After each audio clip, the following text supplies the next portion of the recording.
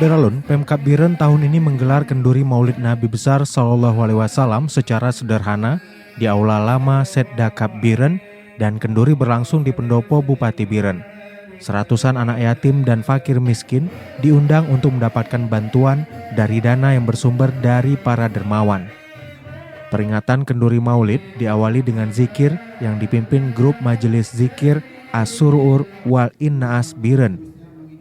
Kepala Dinas Syariat Islam Biren, Anwar, mengatakan selain pemberian santunan kepada 110 anak yatim dari kampung di seputaran Biren, pihaknya juga memberi bantuan dana zakat yang terkumpul dari Baitul Mal Biren. Dana zakat yang terkumpul dari pendapatan ASN dan pengusaha sejak bulan September hingga Desember 2021 berjumlah sekitar 1 miliar lebih.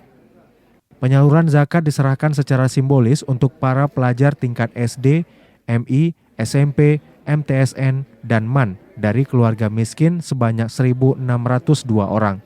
Masing-masing mendapatkan Rp500.000 dengan jumlah Rp801 juta. Kemudian dana zakat juga akan disalurkan kepada 286 orang fakir dan miskin dengan jumlah Rp389,5 juta, di mana masing-masing akan mendapatkan bantuan beragam antara Rp1 juta sampai Rp1.500.000 per orang. Ceramah Maulid Nabi Muhammad SAW diisi oleh Ustadz Muhammad Mufti Hakim dari Kota Medan, Sumatera Utara. Dari Biren, Yusmandin Idris, Serambi On TV.